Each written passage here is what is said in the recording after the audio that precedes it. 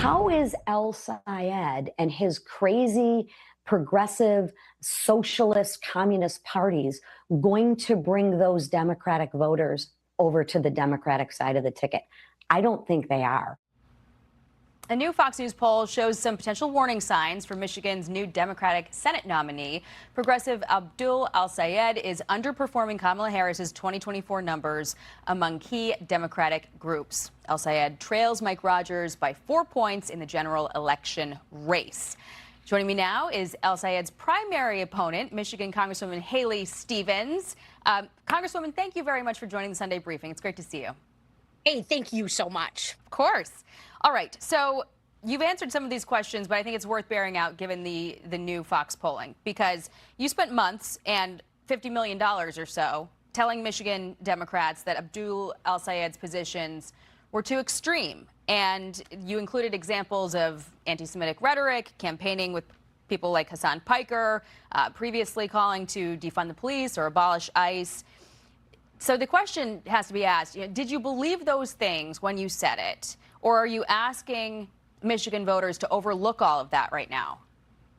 Well, look, I'm not on the ballot anymore, right? And my campaign, the brunt of it was really about my message for Michigan: lowering costs, supporting Michigan manufacturing. I was chief of staff in a bipartisan coalition in the Obama administration on the U.S. auto rescue. This was actually monies from the Bush era that came into Obama that saved GM and Chrysler and 200,000 Michigan jobs. And, I've done incredible bipartisan industrial policy work while being in the Congress, and was pitching that to voters. And you look at, the coalition that stood up to say, yep, lower costs, support manufacturing, tackle some of the corruption and the abuses of power that are driving people crazy. I was saying I was the only, person who wasn't a millionaire running for U.S. Senate. And, that resonated with a lot of people, just not enough to win me the primary. And I think we all knew that this general election was going to be close. It's not over yet. There's tight polling. There's a race to play out. And I will tell you what I am hearing over and over again from demographics across Michigan, that first and foremost, they do want to check on this administration after, the 2 years of a Republican House, Senate, and the Trump presidency. And so that might be enough. It certainly is galvanizing people in this moment, and we're kind of out of the politics of personality, right? This is what I have said. Are we out of the politics of personality? Because you talk about not quite getting over the finish line, but it's not like he won in a landslide. I mean, this was closer than anybody expected, and the electability case that you made during your campaign is now bearing out. I mean, more than half of the electorate in your state, 54%, say they're concerned that El-Sayed's positions are too extreme. If you break it down further, twice as many Democrats are concerned that he's too extreme as Republicans who are concerned that Mike Rogers is too close to President Trump. Would you call on Abdul Al-Sayed today to moderate on any specific issues? Well, look, it certainly makes sense to get rid of this Hasan Piker affiliation. I'm calling on that. I've continued to call on that. My friend and mentor, Keith Williams, who is a Detroiter, who is chair of the Michigan Democratic Party Black Caucus, he and I spend a lot of time together, brainstorming, putting down some of these, how do we build the American dream notions here in a place called Michigan.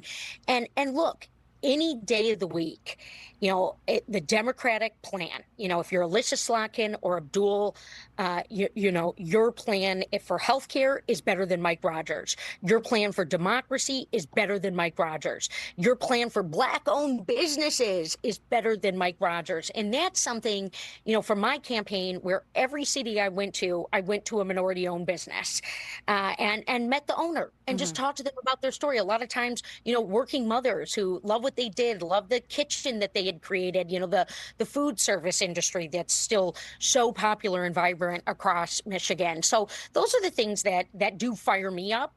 And look, one of Abdul's supporters, a woman named Nikki Vinicki, you know, she's my constituent actually in the Congress. She supported Abdul in the primary, and she said, hey, let's get rid of this Hasan Piker. You know, he's a popular YouTuber and streamer. You know, everyone gets when you got a lot of followers that you know, it's a way to elevate your platform. But now let's focus on Michigan. And that's what we see the Democratic ticket doing. That's what Jocelyn Benson's doing. You know, a defender of democracy, someone who's run very efficient government services. I know Republicans who are voting for Jocelyn Benson for governor. So you're calling on Abdul al-Sayed to stop campaigning with Hasan Piker. Noted.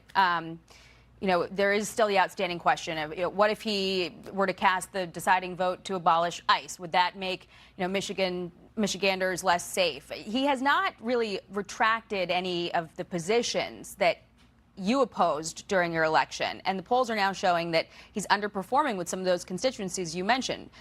Black voters, women, suburban voters, compared to former VP Kamala Harris in the 2024 election. So recent stuff. Do you think that he needs to say anything specifically to reassure Jewish voters, black voters, Reagan Democrats that he is going to serve their interests? You know, what has he done basically to earn their support and earn your endorsement other than winning the nomination? Yeah, and those are all certainly key demographics and part of the coalition. You know, the heartbeat of the Democratic Party. You know, I was proud to do well in those demographics. You know, I continue to say I'm a Zionist Democrat. And look, I didn't win my primary. You know, what I've won are House races. And, you know, I know that folks like Alyssa Slotkin and Abdul, you know, they want me to continue to help down ballot, help people like Christina Hines, who's running in John James's former House seat, Sean McCann out in Kalamazoo, Hillary Skolton in Grand Rapids. You know, we are really fired up to hold those seats, to win those seats. And, you know, in terms of the Senate crew, you know, and people like Alyssa who have won Senate seats, you know, she'll be able to give Abdul a ton of advice, you know, on you know, she masterfully beat Mike Rogers by 19,000 votes. You know, I know that she stayed neutral in the primary to guide whoever won the nomination through, you know, to this moment. And there's also obviously the whole DSCC, Chuck Schumer, you know, I'm sure he's talking to Abdul and, you know, some others who are very skilled and expert at winning Senate races. I came really close and, you know, I'm still a Democrat. I'm still out here talking about my views and values. I want that people who share my views and values to feel safe and to feel heard in the Democratic Party. You know, A.G. Nessel, Dana Nessel, who's expressed some concerns. You know, we remain really close.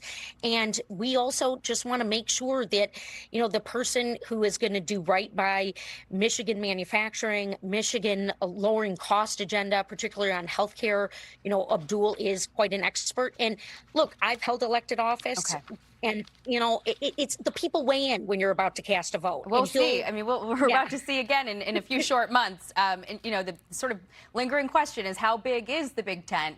You know, is there any position that is too extreme for Democrats to, you know, bring under the Big Tent? And I guess the voters will have their decision in November. We're out of time. I'm very sorry, Congresswoman, and I appreciate you coming on to talk. Back. You're great at what you do.